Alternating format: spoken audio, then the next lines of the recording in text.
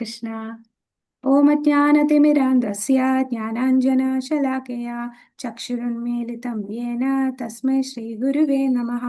ശ്രീചൈതന്യമനോഭീഷ്ടം സ്ഥാപിതം യേന ഭൂതലേ സ്വയം രൂപാ ഗതാ മഹ്യം ദദാതി സ്വപദാന്തികം.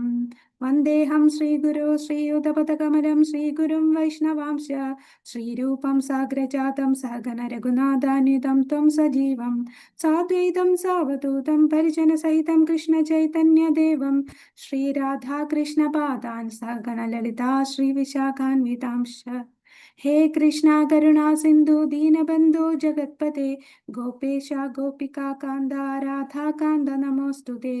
തപ്തകാഞ്ചന ഗൗരാംഗി ശ്രീരാധേ വൃന്ദാവനേശ്വരി വൃഷഭാനുസുതേ ദേവി പ്രണമാമി ഹരിപ്രിയേ. വാഞ്ചാകൽപതരുഭ്യശ്ച കൃപാ സിന്ധുഭ്യ ഏവ ച പതിതാനാം പാവനേഭ്യോ വൈഷ്ണവേഭ്യോ നമോ നമഃ. നമോ വിഷ്ണുപാദായ കൃഷ്ണപ്രേഷ്ഠായ ഭൂതലേ ശ്രീമതേ ഭക്തിവേദാന്ത സ്വാമിനിധി നാമിനേ. നമസ്തേ സരസ്വതേ ദേവേ ഗൗരവാണി പ്രചാരിണേ നിർവിശേഷ ശൂന്യവാദി പാശ്ചാത്യ ദേശധാരിണേ. ജയ ശ്രീകൃഷ്ണ ചൈതന്യ പ്രഭു നിത്യാനന്ദ ശ്രീ അദ്വൈത ഗദാധര ശ്രീവാസാദി ഗൗരഭക്തവൃന്ദ. ഹരേ കൃഷ്ണ കൃഷ്ണ കൃഷ്ണ ഹരേ ഹരേ ഹരേ രാമ രാമ രാമ ഹരേ ഹരേ. ഹരേ കൃഷ്ണ കൃഷ്ണ കൃഷ്ണ ഹരേ ഹരേ ഹരേ രാമ രാമ രാമ ഹരേ ഹരേ. ഹരേ കൃഷ്ണ കൃഷ്ണ കൃഷ്ണ ഹരേ ഹരേ ഹരേ രാമ രാമ രാമ ഹരേ ഹരേ. ഹരേ കൃഷ്ണ. ശ്രീ ശ്രീ രാധാ ഗോവിന്ദ് ടെമ്പിൾ ഇസ്കോൺ മാംഗ്ലൂരുവിന്റെ ഭക്തിശാസ്ത്രി ക്ലാസ്സിലേക്ക് എല്ലാവർക്കും സ്വാഗതം. ഹരേ കൃഷ്ണ മാതാജി. ഹരേ കൃഷ്ണ. ഹരേ കൃഷ്ണ മാതാജി. ഹരേ കൃഷ്ണ. ഹരേ കൃഷ്ണ മാതാജി. ഹരേ കൃഷ്ണ. ഹരേ കൃഷ്ണ. ഹരേ കൃഷ്ണ. കൃഷ്ണ മാതാജി സാഗർ ഹരേ പ്രണാം. കൃഷ്ണ. പ്രണാം മാതാജി. ഹരേ കൃഷ്ണ. ഹരേ കൃഷ്ണ മാതാജി. പ്രണാമം. പ്രണാമം. ഹരേ കൃഷ്ണ. ഹരേ കൃഷ്ണ മാതാജി. പ്രണാം മാതാജി. ഹരേ കൃഷ്ണ. മാതാജി എനിക്ക് അറ്റൻഡൻസ് ഇടാൻ പറ്റിയില്ല. അറ്റൻഡൻസ് ലിങ്ക് ഒന്നുകൂടെ ഇടാവേ മാതാജി, ഒരിക്കൽ കൂടി ചാറ്റ് ബോക്സിൽ ഇട്ടിട്ടുണ്ടേ. ഹരേ കൃഷ്ണ. ഹരേ കൃഷ്ണ. അപ്പൊ നമ്മൾ കഴിഞ്ഞ ദിവസം ഏത് ശ്ലോകം വരെ കണ്ടു? 11ാമത്തെ ശ്ലോകം വരെ കണ്ടു അല്ലെ? അപ്പോ നമുക്ക് ഇത് ഒന്ന് നോക്കാം. രണ്ടാമത്തെ അധ്യായത്തിലെ 11ാമത്തെ ശ്ലോകം. അപ്പൊ ഇവിടെ നമ്മൾ 11 തൊട്ട് 30 വരെയുള്ള ശ്ലോകത്തില്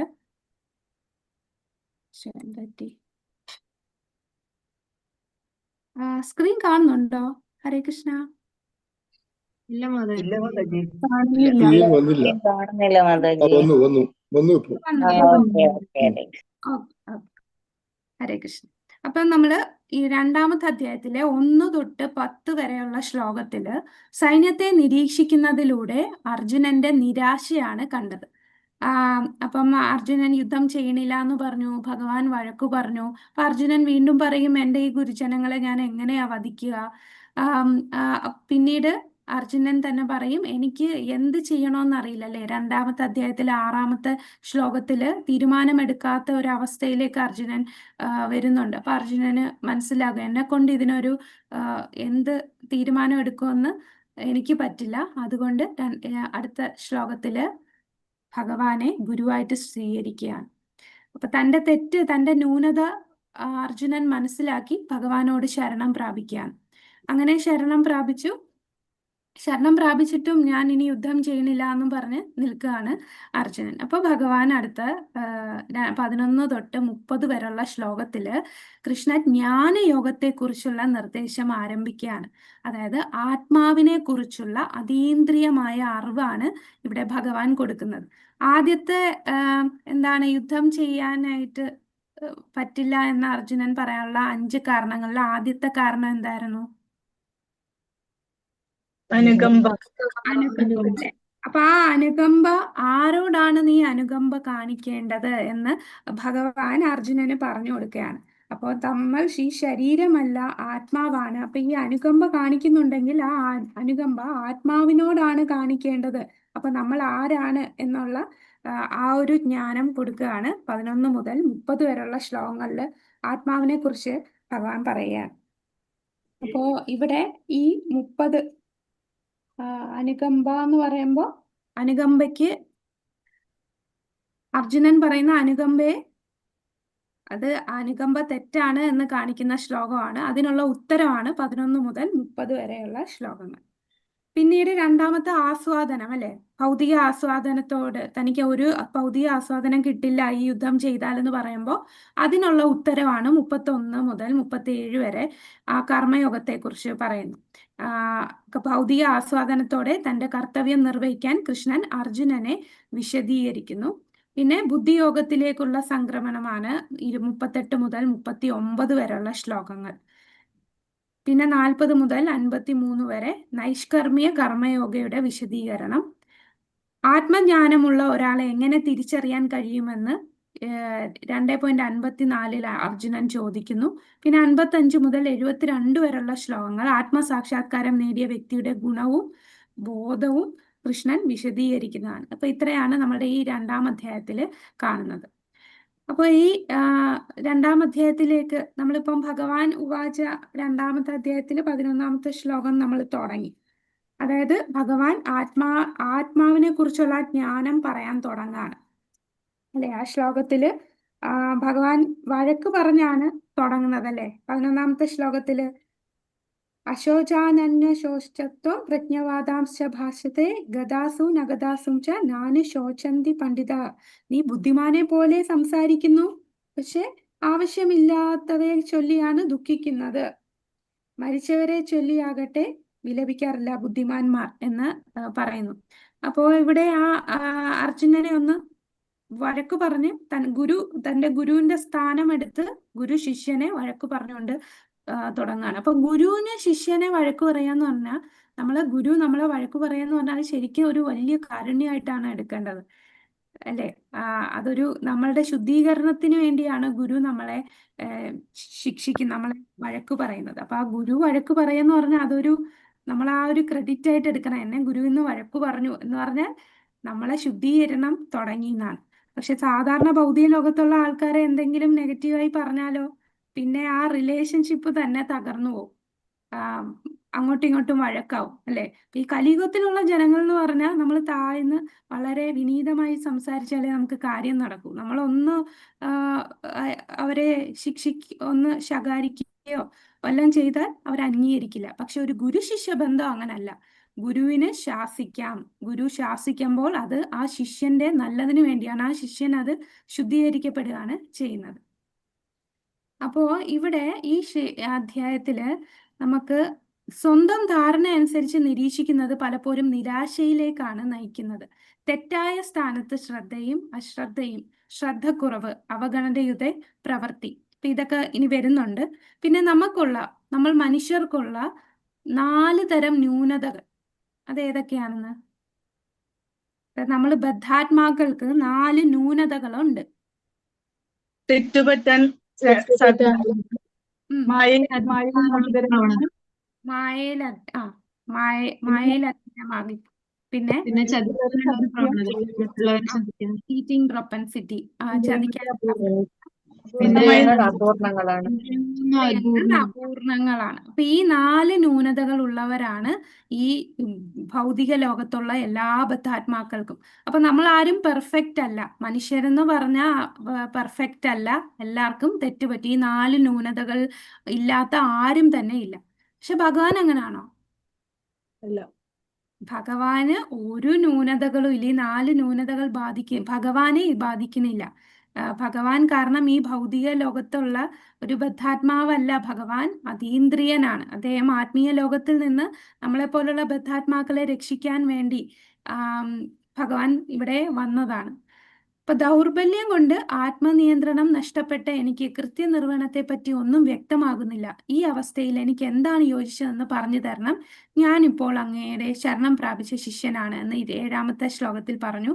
അപ്പം അർജുനൻ സ്വയം ഒരു കൃപണനായി കണക്കാക്കുകയും കടമയെക്കുറിച്ചുള്ള ആശയക്കുഴപ്പം, അതായത് ഞാൻ യോദ്ധാവാകണോ അതോ ത്യജിച്ച് ഞാൻ കാട്ടിൽ പോകണോ, ഇവയെല്ലാം അർജുനനുണ്ടായി. ഈ സമയം വരെ അദ്ദേഹം പല പരിഹാരങ്ങളും നൽകി. വികലമായ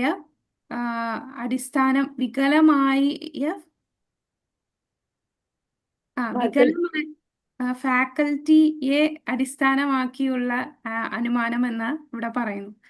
പ്രപന്നം, മുന്നോട്ടു പോകാൻ, ഉയർന്ന കാഴ്ചപ്പാട് മനസ്സിലാക്കി മുന്നോട്ടു പോകാനുള്ള തൻ്റെ ആഗ്രഹം അർജുനൻ പ്രകടിപ്പിക്കുന്നു. അപ്പോൾ ഇതെല്ലാം നമ്മൾ ഇന്നലെ കണ്ട ശ്ലോകത്തിൽ ഉള്ള ഒരു ഉള്ളടക്കം പറയുകയാണ്. നമുക്ക് 12ാമത്തെ ശ്ലോകത്തിലേക്ക് കടക്കാം. ആത്മാവിനെ കുറിച്ചാണ് ഭഗവാൻ ഇനി പറയാൻ പോകുന്നത്. ചൊല്ലിക്കോളൂ 12ാമത്തെ ശ്ലോകം. ഹരേ കൃഷ്ണ. ചൊല്ലട്ടെ മാതാജി? ചൊല്ലിക്കോളൂ പ്രഭു. ശ്ലോകം 12. നത്വേവാഹം ജാതുനാശം നത്വം നേമേ ജനാധിപ ന ചൈവ ന ഭവിഷ്യാമ സർവേ വയദ പരം. വിവർത്തനം by his divine grace Bhaktivedanta Swami Prabhupad. ജയ് ശീല പ്രഭുപാദ്. ഞാൻ ഇല്ലാതിരുന്ന ഒരു കാലം ഉണ്ടായിട്ടേ ഇല്ല. അതുപോലെ നീയും ഈ കാണുന്ന രാജാക്കന്മാരുമെല്ലാം എന്നും ഉണ്ടായിരുന്നു. ഒരിക്കലും നാം ആരും ഇല്ലാതാവുകയുമില്ല. ഹരേ കൃഷ്ണ. ഹരേ കൃഷ്ണ. അപ്പോ ഈ ശ്ലോകത്തിൽ പറയുന്നത് എന്താണ്? നത്വേ വാഹം.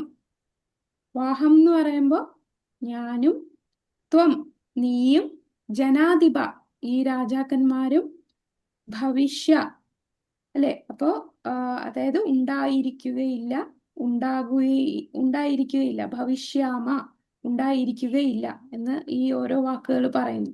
അതായത് ഞാനില്ലായിരുന്ന ഒരു കാലമില്ല, നീയും ഈ കാണുന്ന രാജാക്കന്മാരും എന്നും ഉണ്ടായിരുന്നു.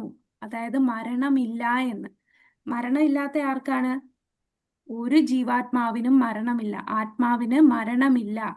നമ്മൾ ആരും ഇല്ലാതാകുന്നില്ല എന്നുള്ള ആ ആത്മജ്ഞാനം ഭഗവാൻ കൊടുക്കുകയാണ്. അപ്പോൾ ഇവിടെ ഭാവാർത്ഥത്തില് പ്രഭുപാദര് പറയുന്നു,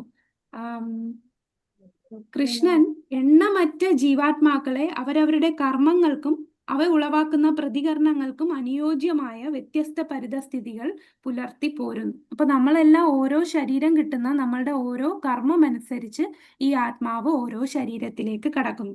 ഈ കാണുന്ന എല്ലാ ജീവജാലങ്ങളെയും, ഈ കാണുന്ന എല്ലാ ആത്മാവിനെയും പരിപാലിക്കുന്ന ആരാണ്?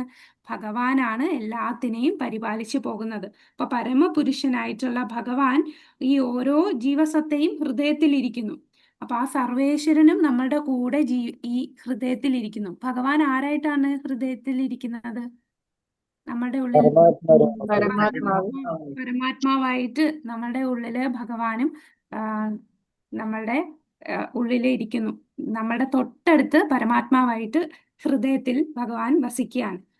അപ്പം ഉള്ളിലും പുറത്തും ഒരേ പരമപുരുഷനെ കാണാൻ കഴിവുള്ള സാധുജനങ്ങൾക്ക് പരിപൂർണവും ശാശ്വതവുമായ സമാധാനം ലഭിക്കും. നിത്യോ നിത്യാനാം ചേതനശ്ചേതനാനാം ഏകോ ബഹുനാം യോ വിദദാതി കാമാൻ. അപ്പൊ ഇത് കഠോപനിഷത്തിലെ ഈ ശ്ലോകത്തിൽ പറയുന്നു. ഇനി അർജുനന് പറയാണ്, ഈ ഒരു ജ്ഞാനം, അർജുനന് നൽകപ്പെട്ട ഈ വൈദിക സത്യം വലിയ പണ്ഡിതന്മാരെന്ന് ഭാവിക്കുകയും എന്നാൽ വളരെ കുറച്ചു മാത്രം അറിയുകയും ചെയ്യുന്നവരായി ലോകത്തിലുള്ള എല്ലാവർക്കും നൽകപ്പെട്ടിട്ടുള്ളതാണ്. അർജുനനും യുദ്ധരംഗത്തുള്ള മറ്റനേകം രാജാക്കന്മാരും താൻ തന്നെയും ശാശ്വതരായ ജീവവ്യക്തികളാണെന്നും അസംഖ്യം ജീവാത്മാക്കളെ അവരുടെ ബദ്ധാവസ്ഥയിലും മുക്താവസ്ഥയിലും താൻ എന്നും സംരക്ഷിച്ചു പോരുന്നു എന്നും ഭഗവാൻ സ്പഷ്ടമായി പറയാണ്. അതായത് ഇവരെ എല്ലാം, ഈ കാണുന്ന എല്ലാരെയും, ഈ രാജാക്കന്മാരെയും നിന്നെയും ഈ കാണുന്ന എല്ലാത്തിനെയും ആരാണ് സംരക്ഷിക്കുന്നത്? താൻ തന്നെയാണ് എന്ന് ഭഗവാൻ പറയുന്നു. കൂടാതെ ഈ ജീവജാലങ്ങളെല്ലാവരും ശാശ്വതമാണ്. എല്ലാവരും ഓരോ വ്യക്തിത്വങ്ങളാണ്. അപ്പൊ ഭഗവാനും ഈ ജീവാത്മാക്കളും ഒരേപോലാണോ? അല്ല, അല്ലെ? ഭഗവാൻ, ഈ പരമാത്മാവും ആത്മാവും ഒന്ന് തന്നെയാണോ? എന്താ വ്യത്യാസം? എന്താണ്? നമ്മൾ അണുവും പരമാത്മാവ് വിഭവമാണ്. യെസ്, ജീവാത്മാവ് അണുവാണ്, പരമാത്മാവ് വിഭുവാണ്. പിന്നെ ഈ ജീവാത്മാവിന് ഈ ശരീരത്തെ കുറിച്ചേ അറിയത്തുള്ളൂ. പരമാത്മാവിന് എല്ലാ ശരീരങ്ങളെയും അറിയാൻ സാധിക്കും. അപ്പൊ ആ ഭഗവാന്റെ സ്ഥാനം മറ്റുള്ളവരെ പോലെയല്ല. ഭഗവാൻ ആ, ഭഗവാൻ എന്ന് പറഞ്ഞാൽ വിഭുവാണ്. അപ്പൊ ആ ഒരു കാര്യം കൂടെ മനസ്സിലാക്കണം. അപ്പൊ കാരണം ഈ കാര്യം എടുത്ത് പ്രഭുപാദർ പറയാൻ കാരണം, മറ്റ് ആധ്യാത്മിക സംഘടനകളുടെ ഭഗവത്ഗീത വായിച്ചാൽ നമ്മളെല്ലാവരും ഈശ്വരന്മാരാണ്, നമ്മളും ഭഗവാനും എല്ലാം ഒന്നാണ് എന്ന് പറയും. അതാണ് മായാവാദ ഫിലോസഫി. അപ്പൊ ഈ മായാവാദത്തെ ഖണ്ഡിക്കുന്ന കാര്യങ്ങൾ താഴെ അടുത്ത പാരഗ്രാഫില് പ്രഭുപാദർ പറയുന്നുണ്ട്. എന്താണ് മായാവാദം എന്ന് നമുക്ക് ആദ്യം മനസ്സിലാക്കാം. ഈ മായാവാദം എന്ന് പറഞ്ഞാൽ എന്താണ്? നമ്മളെ വൈഷ്ണവ തത്വവും മായാവാദ തത്വവും തമ്മിലുള്ള വ്യത്യാസം എന്താണ്?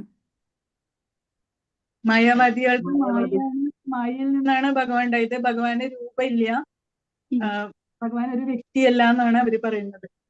അതെ, അവ്യക്തിഗതവാദികളാണല്ലേ. മായാവാദികൾ എന്ന് പറഞ്ഞാൽ അവ്യക്തിഗതവാദികളാണ്. അവരെ സംബന്ധിച്ച് ബ്രഹ്മസത്യ ജഗത് മിഥ്യ, ഈ കാണുന്നതൊന്നും സത്യമല്ല. നമ്മളെല്ലാവരും ഇങ്ങനെ ഈ കാണുന്ന നമ്മളെല്ലാവരും നാളെ ഈശ്വരനായിട്ട് ബ്രഹ്മത്തിൽ ലയിച്ച് ഒന്നായി മാറും എന്നാണ് മായാവാദികളുടെ വാദം. പക്ഷെ വൈഷ്ണവ തത്വം എന്താണ്? നമ്മളെന്താ? ഭഗവാൻ പരമദിവ്യോത്തമ പുരുഷനാണ്, ഭഗവാനിൽ നിന്നാണ് എല്ലാവരും.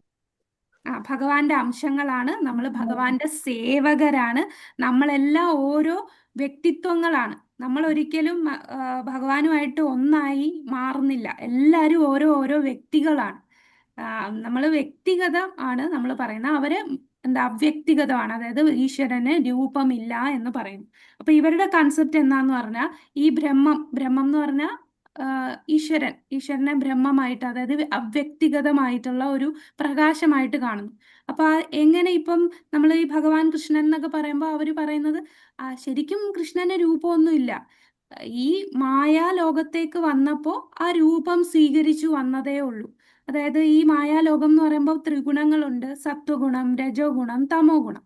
അതിൽ സത്വഗുണവുമായിട്ട് ഈ ബ്രഹ്മൻ വന്ന് കോണ്ടാക്റ്റിലാകുമ്പോൾ അത് ഈശ്വരന്മാരായിട്ട് മാറുന്നു. ഇനി രജോ ഗുണവുമായിട്ട് സമ്പർക്കം വരുമ്പോൾ ജീവജാലങ്ങൾ, ജീവാത്മാക്കളായി മാറുന്നു. തമോ ഗുണവുമായിട്ടുള്ള സമ്പർക്കത്തിൽ ഈ ഭൗതിക ലോകമായി മാറുന്നു. ഇങ്ങനെയാണ് അവരുടെ കൺസെപ്റ്റ്. എന്നിട്ട് ഇവിടെ വന്ന് കുറെ കാര്യങ്ങളൊക്കെ, അതൊക്കെ മിഥ്യയാണ്, ഇതൊന്നും സത്യമല്ലാത്ത കാര്യങ്ങളൊക്കെ ചെയ്ത് പിന്നെ നാളെ വീണ്ടും ഇവരെല്ലാവരും കൂടെ ഒന്നായി ഈശ്വരനായിട്ട് ബ്രഹ്മത്തിൽ ലയിച്ച് ഒന്നാകുന്നു. ഇതാണ് മായാവാദ സിദ്ധാന്തം. എന്നാൽ നമ്മുടെ വൈഷ്ണവ സിദ്ധാന്തം എന്താണ്? ഭഗവാൻ മായയ്ക്ക് അതീതനാണല്ലേ. ഇത് ഭഗവാൻ ഭഗവത്ഗീതയിൽ തന്നെ പല ശ്ലോകത്തിൽ മയാധ്യക്ഷേന പ്രകൃതി, ഈ പ്രകൃതിയെ ഞാനാണ് സൃഷ്ടിച്ചതെന്ന് പറയുന്നു. കൂടാതെ ദൈവീഹി ഏഷ ഗുണമയി മമ മായ ദുരത്യ മാമേവയെ പ്രപത്യന്തേ മായാമേതാം തരന്തിതെ. അപ്പൊ ഈ മായയെ മറികടക്കണമെങ്കിൽ ഭഗവാനെ ശരണം പ്രാപിച്ചാൽ നമുക്ക് മായയെ മറികടക്കാമെന്ന് പറയുന്നു. അപ്പൊ ഈ മായാവാദികൾ പറയുന്നത് ബ്രഹ്മൻ വന്ന് ഈ മായയുമായിട്ട് സമ്പർക്കം വന്ന് ഒരു രൂപം എടുക്കുന്നു. അപ്പൊ അതിനൊക്കെ പ്രഭുപാദര് അപ്പം ബ്രഹ്മത്തെക്കാൾ വലുതാണോ മായ എന്ന് പ്രഭുപാദര് ചോദിക്കും. അതിന് അവർക്ക് ഉത്തരവില്ല. മായാവാദികൾക്ക് അതിന് ഉത്തരം പറയാൻ സാധിക്കുന്നില്ല. അപ്പൊ പിന്നെ നമ്മള് വൈഷ്ണവ ഫിലോസഫിയിൽ എന്താണ് പറയുന്നത്? ഒന്നും ജഗത് മിഥ്യയല്ല. നമ്മൾ ഈ കാണുന്ന ഒന്നും മിഥ്യയല്ല, എല്ലാം റിയൽ ആണ്. പക്ഷെ എല്ലാം ടെമ്പററി ആണ്, അതായത് ശാശ്വതമല്ല, എല്ലാം ക്ഷണികമാണ്. അവരെ സംബന്ധിച്ച് ഈ കാണുന്ന എല്ലാം മിഥ്യയാണ്. അപ്പൊ വൈഷ്ണവ ഫിലോസഫി അനുസരിച്ച് ഇതൊന്നും മിഥ്യയല്ല, എല്ലാം ക്ഷണികമാണ്, കുറച്ചു നാളത്തേക്ക് ഈ കാണുന്നത്. അതായത് നമ്മൾ ഈ ഓരോരുത്തരും മിഥ്യയായിട്ടുള്ള അല്ലല്ലോ. നമുക്ക് കാണാം, ഒരു അമ്മ പ്രസവിക്കുന്നു, കുട്ടി വരുന്നു, നമ്മളെ ഓരോ ജീവിതത്തിൽ ഓരോ കാര്യങ്ങൾ ചെയ്യുന്നു, അതൊക്കെ സത്യമായിട്ടുള്ള കാര്യമാണ്. പക്ഷേ അത് ശാശ്വതമല്ല. കുറെ നാൾ കഴിയുമ്പോൾ ഇതെല്ലാം നശിക്കും. അതാണ് നമ്മളുടെ വൈഷ്ണവ ഫിലോസഫി. അപ്പൊ ഈ മായാവാദ ഫിലോസഫി കൂടുതൽ കേരളത്തിൽ പ്രചരിപ്പിക്കാനുള്ള മെയിൻ കാരണം ആരായിരുന്നു? ശങ്കരാചാര്യർ അല്ലേ, ശ്രീപാദ് ശങ്കരാചാര്യർ. അപ്പൊ ശങ്കരാചാര്യര് ശരിക്കും ഭഗവാന്റെ നിർദ്ദേശം അനുസരിച്ച് വരുന്നതാണ് അല്ലെ. ബുദ്ധിസം ഫിലോസഫി ഒരുപാട് സ്പ്രെഡ് ചെയ്തു. ബുദ്ധിസം വരാനുള്ള കാരണം എന്തായിരുന്നു? കലികാലത്ത് ഈ ഓരോ വേദങ്ങളെ തെറ്റായിട്ട് വ്യാഖ്യാനിച്ച് വേദങ്ങളിൽ പറയുന്ന ഇപ്പം ഈ കുരുതി എന്താണ് ഈ യജ്ഞത്തില് മൃഗങ്ങളെ കൊടുക്കുക എന്നൊക്കെ പറയില്ലേ നമ്മള് അശ്വമേധം അതുപോലെ ഗോക്കളെയൊക്കെ കൊടുക്കുന്നുണ്ട്. അപ്പൊ ആ യജ്ഞങ്ങൾ ചെയ്യുന്നതിന്റെ പേരിൽ തെറ്റായിട്ട് അവര് മൃഗങ്ങളെ ഹത്യ ചെയ്ത് ഭക്ഷിക്കാൻ തുടങ്ങി. അതിനെ നിർത്താൻ വേണ്ടിയാണ് ഭഗവാന്റെ തന്നെ 10 അവതാരങ്ങളില് ജയദേവ ഗോസ്വാമികൾ പറഞ്ഞ 10 അവതാരങ്ങളില് ഒരവതാരം ബുദ്ധനാണല്ലേ. അപ്പൊ ബുദ്ധാവതാരം എടുത്തതിന്റെ ഉദ്ദേശം എന്താണ്? ഈ മൃഗങ്ങളെ ഹത്യ ചെയ്യുന്നത് നിർത്താൻ വേണ്ടി. അതുകൊണ്ട് അദ്ദേഹം പറഞ്ഞത് വേദങ്ങൾ നോക്കിയല്ലേ ഇവര് പറയുന്നത്, വേദങ്ങളെ ഉപേക്ഷിക്കുന്നു.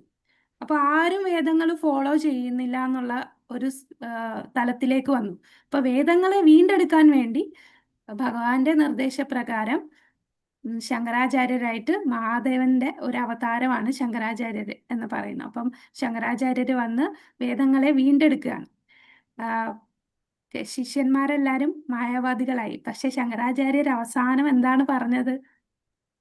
ഭജഗോവിന്ദം ഭജഗോവിന്ദം ഭജഗോവിന്ദം ഗോവിന്ദം ഗോവിന്ദം അല്ലേ, മൂഢ ഗോവിന്ദനെ ഭജിക്കൂ എന്നാണ് പറയുന്നത്. അപ്പൊ അങ്ങനെയാണ് ഈ മായാവാദം ഫിലോസഫി വന്നത്.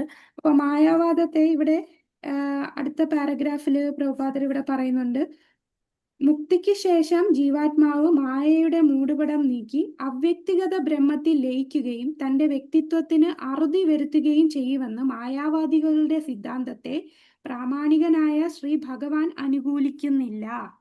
ബദ്ധാവസ്ഥയിൽ മാത്രമേ വ്യക്തിത്വം ചിന്താവിഷയമാകുന്നുള്ളൂ എന്ന വാദം ഈ സൂക്തം ഇടകൊടുക്കുന്നില്ല. മറിച്ച് തന്റെയും മറ്റുള്ളവരുടെയും വ്യക്തിത്വം ഉപനിഷത്തുകൾ ഊന്നി പറഞ്ഞിട്ടുള്ളതുപോലെ ഭാവിയിലും ശാശ്വതമായി നിലനിൽക്കുമെന്ന് കൃഷ്ണൻ വ്യക്തമാക്കുന്നു. അപ്പൊ നമ്മളുടെ വ്യക്തിത്വത്തിന് ഒരു മാറ്റവും വരില്ല. നമ്മൾ എല്ലാവരും ഓരോ വ്യക്തിത്വമാണ്. ആ വ്യക്തിത്വം മാറി നാളെ ബ്രഹ്മത്തിൽ ലയിച്ച് ഒന്നാകില്ല എന്ന് പറയുന്നു. അടുത്തത് മായാവാദത്തെ ഖണ്ഡിക്കുന്ന കാര്യങ്ങളാണ് ഇവിടെ പറയുന്നത്.